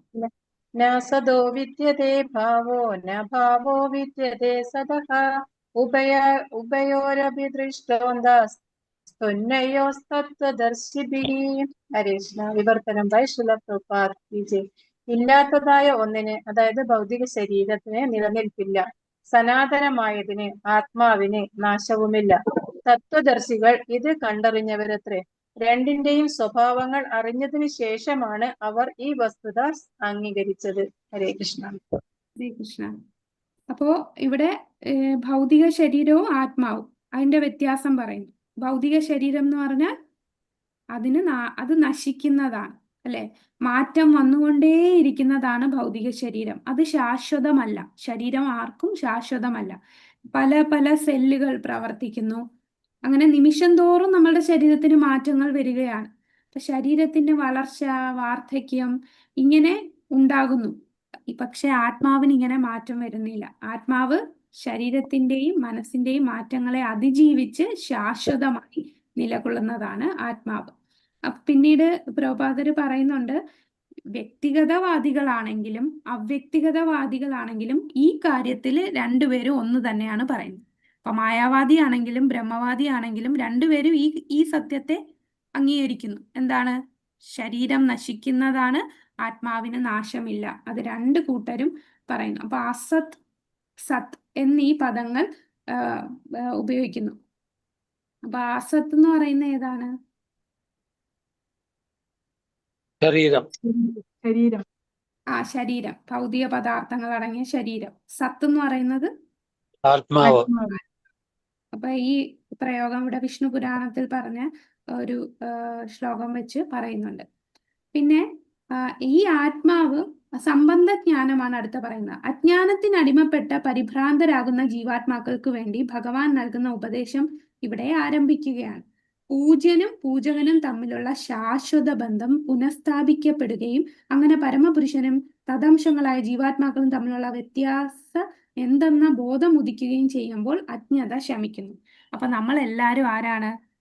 നമ്മൾ ആത്മാവാണ്, ഭഗവാന്റെ അംശമാണ്. സംബന്ധജ്ഞാനം, സംബന്ധം എന്ന് പറഞ്ഞാൽ നമ്മളും പരമേശ്വരനുമായിട്ടുള്ള പരമപുരുഷനുമായിട്ടുള്ള ബന്ധം എന്താണ്? ആ പരമപുരുഷന്റെ അംശമാണ്, ആ പരമപുരുഷന്റെ നിത്യസേവകരാണ്. അപ്പൊ ഈ ഒരു ബന്ധം അറിഞ്ഞാൽ നമ്മുടെ അജ്ഞത ശമിക്കുന്നു പറയും. ഈ ബന്ധം അറിഞ്ഞാൽ എന്നല്ല, ഇപ്പൊ നമ്മളെല്ലാം അറിഞ്ഞു, നമുക്ക് തിയററ്റിക്കലി ഇതറിയാം. അത് സാക്ഷാത്കരിക്കുമ്പോഴാണ് ആ അജ്ഞത ഇല്ലാതാകുന്നത്. പിന്നെ ഇത് വേദശാസ്ത്രങ്ങൾ പറയുന്നുണ്ട്. വേദാന്ത ഗ്രന്ഥങ്ങളിലും ഭാഗവതത്തിലും പരമപുരുഷനെ എല്ലാ പ്രാദുർഭാവങ്ങളുടെയും ഉറവിടമായി അംഗീകരിക്കുന്നുണ്ട്. ഇനി ജീവജാലത്തിന്റെ സ്ഥാനം എന്താണ്? ജീവജാലങ്ങളെല്ലാം യജമാനന് സേവകരെന്ന പോലെ, ഗുരുവിന് ശിഷ്യരെന്ന പോലെ അജ്ഞാനത്തിന്റെ സ്വാധീന വലയത്തിലായിരിക്കുമ്പോൾ ഈ വ്യക്തമായ ജ്ഞാനം ലഭിക്കുക സാധ്യമല്ല. ജീവാത്മാക്കളുടെ അജ്ഞാനം ദൂരീകരിക്കാനും അവരെ എല്ലായ്പ്പോഴും ഉദ്ബുദ്ധരാക്കാനും ആയിക്കൊണ്ട് സർവേശ്വരൻ ഭഗവത്ഗീത പറഞ്ഞു ഉപദേശിച്ചു. അപ്പൊ ഭഗവത്ഗീത ഉപദേശിക്കുന്നതിന്റെ ലക്ഷ്യം എന്താണ്? ജീവാത്മാക്കളുടെ അജ്ഞാതം ഇല്ലാതാക്കി എപ്പോഴും ഉദ്ബുദ്ധരാക്കാനായിട്ട്. അതായത് നമ്മളെല്ലാവരും ഇപ്പം ശരീരബോധത്തിലാണ്. ആ ശരീരബോധം മാറ്റി നമ്മൾ ആത്മാവാണെന്ന് മനസ്സിലാക്കി സാക്ഷാത്കരിക്കുന്നതാണ്, ആ തലത്തിലേക്ക് ഉയർത്താനാണ്. ആത്മാവാണ്. ഇപ്പൊ ചില ആൾക്കാരെ ആത്മാവാണെന്നുള്ള ജ്ഞാനത്തിൽ സ്റ്റക്കായി പോകും. അതാണ് ഈ പല യോഗികൾ ഇപ്പൊ അഷ്ടാംഗ യോഗ ചെയ്യുമ്പോഴും യോഗികൾ ഞാൻ ആത്മാവാണെന്നറിയാം, പക്ഷെ ആ ഭഗവാന്റെ അംശമാണെന്നും ആത്മാവ് ഭഗവാന്റെ സേവകരുമാണെന്നുള്ള ജ്ഞാനമില്ല. പരമപുരുഷൻ ആരാണെന്നും അവർക്ക് അറിയില്ല. അപ്പൊ അങ്ങനെ സ്റ്റക്കായി പോകും. അപ്പൊ അതുകൊണ്ടാണ് അവർ ഈ ചില യോഗികള് ഈ അഷ്ടസിദ്ധികൾ കിട്ടിയിട്ട് അവരവിടെ തന്നെ അഷ്ടസിദ്ധിയിൽ ആസക്തരായി നിൽക്കും. അങ്ങനെ അവര് ഉപരിലോകങ്ങളിൽ പോകും. പിന്നെ ജ്ഞാനികളാണെങ്കിലോ, ജ്ഞാനികള് ബ്രഹ്മജ്യോതിയിൽ പോയി നിൽക്കും. ഈ ബ്രഹ്മജ്യോതിക്ക് ഒരു പ്രശ്നമുണ്ട്. എന്താണെന്നറിയോ? ബ്രഹ്മജ്യോതിയിൽ പോയാൽ എന്താ സംഭവിക്കുക? വീണ്ടും ജനിക്കേണ്ടി വരും. എന്താ കാരണം? പക്ഷെ ബ്രഹ്മജ്യോതിയും ആത്മീയ ലോകത്തുള്ളയാണ്. ബ്രഹ്മജ്യോതി ആത്മീയ ലോകത്താണ്. ബ്രഹ്മാവിനും അവിടെ വീണ്ടും ജനനം സേവ ചെയ്യാൻ പറഞ്ഞു. പറ്റില്ല മാതാജി. അവിടെ സേവനമില്ല. അവിടെ ഭഗവാനെ കുറിച്ച് കേൾക്കാൻ പറ്റില്ല. ശ്രവണമില്ല, കീർത്തനമില്ല, അല്ലെ? ഭഗവത് സേവനമില്ല, ഭഗവാന്റെ രൂപം കാണാൻ പറ്റില്ല, നാമരൂപ ഗുണലീലകളൊന്നുമില്ല. അപ്പൊ ആത്മാവിന് അവിടെ നിൽക്കാൻ പറ്റില്ല. അങ്ങനെ ബ്രഹ്മജ്യോതിയിൽ നിന്നിട്ട് ആ ആത്മാവ് വിചാരിക്കും ഇതിലും നല്ലത് ഭൂമിയിൽ പോയി നിൽക്കുന്നതായിരുന്നു എന്ന് ആഗ്രഹിക്കും. അങ്ങനെ വീണ്ടും അവര് ഭൂമിയിലേക്ക് വന്ന് ജനിക്കുകയാണ്. അതാണ് ഈ ബ്രഹ്മജ്യോതിയിൽ പോയാലുള്ള പ്രശ്നം. അപ്പോ ഈ ഭഗവത്ഗീതയിലൂടെ നമുക്ക് എന്ത് ലഭിക്കും? എന്ത് ജ്ഞാനം ലഭിക്കും? ജീവാത്മാക്കളുടെ അജ്ഞാനം മാറി ഭഗവാനുമായിട്ടുള്ള ബന്ധം സ്ഥാപിച്ച് ആ പരമപുരുഷനെ മനസ്സിലാക്കി ആ ശാശ്വത പദത്തിലേക്ക് എത്താൻ സാധിക്കും. അടുത്തത് ഹരേ കൃഷ്ണജി. പ്രഭു ഹരേ കൃഷ്ണ. രസമില്ല അല്ലേ മാതാജി? അതില് ആനന്ദമുണ്ട്, പക്ഷെ രസമില്ല. എവിടെയാണ്? ഇതില്, അതായത് ബ്രഹ്മത്തിൽ ലയിച്ചാലും ആനന്ദമുണ്ട്, പക്ഷെ രസമില്ല. ബ്രഹ്മത്തില് ഇപ്പം സത്ത് മാത്രല്ലേ ഉള്ളൂ, ആനന്ദമില്ല. ബ്രഹ്മഭൂത പ്രസന്നാത്മാ, അതിൽ ആനന്ദമുണ്ട്, പക്ഷെ രസമില്ല. അങ്ങനെയാണ് ഞാൻ മനസ്സിലാക്കിയത്. രസം അതായത് സേവനത്തില്, അതായത് 5 രസങ്ങളുണ്ടല്ലോ, ആ രസങ്ങള് അതിലില്ല. പക്ഷെ ബ്രഹ്മത്തിൽ ആനന്ദമുണ്ട്. ബ്രഹ്മം എന്ന് എനിക്കൊരു കൺഫ്യൂഷൻ ഉണ്ട് പ്രഭു. കാരണം സച്ചിത് ആനന്ദം എന്നല്ലേ 3 എണ്ണം. അതിൽ ബ്രഹ്മത്തിൽ സത്ത് മാത്രമേ ഉള്ളൂ. ചിത്ത് വരുന്നത് പരമാത്മാ റിയലൈസേഷനിലാണ്. സച്ചിത് ആനന്ദം 3 വരുന്നത് ഭഗവത് സാക്ഷാത്കാരത്തിലാണ്. സച്ചിത് ആനന്ദം. അപ്പൊ ബ്രഹ്മജ്യോതി ഇരിക്കുമ്പോൾ നമ്മളൊരു ആക്സിസ് വരയ്ക്കുമ്പോൾ അത് ന്യൂട്രൽ ആണ്, 0 പൊസിഷനിലാണ് നിൽക്കുന്നത്. നെഗറ്റീവ് അല്ല, പോസിറ്റീവ് അല്ല. അതായത് നമുക്ക് ദുഃഖമില്ല, ദുഃഖത്തിൽ നിന്ന് മാറി നിൽക്കുന്നു. അവിടെ ക്ലേശങ്ങൾ, ജന്മമൃത്യു ജരാവ്യാധി ഇല്ല, ആദി ഭൗതിക ആധ്യാത്മിക ആദി ദൈവിക ക്ലേശങ്ങളില്ല. നമ്മളിങ്ങനെ ഓം ശാന്തി ശാന്തി എന്ന് പറഞ്ഞ് ഒരു സമാധാനമായി നിൽക്കുന്നു. അല്ലാതെ അവിടെ ഒരു ആനന്ദ അവസ്ഥ ആത്മാവിന് വരണമെന്നുണ്ടെങ്കിൽ അത് ഭഗവാനുമായിട്ടുള്ള ഭഗവത് സാക്ഷാത്കാരത്തിലാണ് ആനന്ദം ഉള്ളത് എന്നിങ്ങനെ കേട്ടു. ശിങ്കിനി വായിച്ചതായിട്ട് കണ്ടു. ആ ഒരു എസ്പെഷ്യലി ഈ ഒരു ബ്രഹ്മബുധ പ്രസന്നാത്മാ ലക്ഷണം കേട്ടാന്ന് എനിക്കറിയില്ല. അപ്പൊ അങ്ങനെ പ്രഭുപാദ് സൂചിപ്പിക്കുന്ന ഇവൻ ബ്രഹ്മജ്യോതിഷി ലയിക്കുന്നതിലും ആനന്ദമുണ്ട്, പക്ഷെങ്കിൽ അതിൽ രസമില്ല. പ്രഭു പറഞ്ഞ പോലെ നമ്മൾ സേവ ചെയ്തിട്ടില്ല, ഭഗവാനുമായിട്ട് അഭിനിമയം നടത്തുമ്പോഴുള്ള ആ ഒരു രസം, മെലോസ് പ്രഭുപാദ വേർഡ്സ് അതാണ്, ഭക്തിന്റെ മെലോസ് അതില്ല എന്ന് പറയും. താങ്ക് യു പ്രഭു. ഞാനതെന്തായാലും എനിക്ക് കൂടുതൽ അറിയില്ല, ഞാൻ ജസ്റ്റ് ഇങ്ങനെ വായിച്ച പോലെ ഒരു ഓർമ്മ വന്നു, അതുകൊണ്ട് ജസ്റ്റ് സൂചിപ്പിച്ചാണ്. ഹരേ കൃഷ്ണ. ഓക്കെ, ഇത് ആരാണ് പറഞ്ഞത് പ്രഭു? പ്രജീഷ് പ്രഭു. പ്രജീഷ് പ്രഭു ആണ്. ഓക്കെ പ്രഭു. ശരി പ്രഭു. ഞാൻ അതൊന്ന് ചോദിച്ചിട്ട് സീനിയർ ഭക്തരടുത്ത് ചോദിച്ചിട്ട് ക്ലിയർ ആക്കാം. നാളത്തെ ക്ലാസ്സിൽ ക്ലിയർ ആക്കാം. നമുക്ക് ആകെ 1 മണിക്കൂറുള്ളത് കൊണ്ട് ഇന്ന് അടുത്ത ക്ലാസ് ഉണ്ട്. ഇല്ലെങ്കിൽ അനിൽ പ്രഭുവിന്റെ ക്ലാസ് ആണല്ലേ? ഹരേ കൃഷ്ണ പ്രഭു. എല്ലാ ദിവസവും ക്ലാസ് ഉണ്ട് അനിൽ പ്രഭു? ഉണ്ട്. ലെവൽ 3 ആണ്.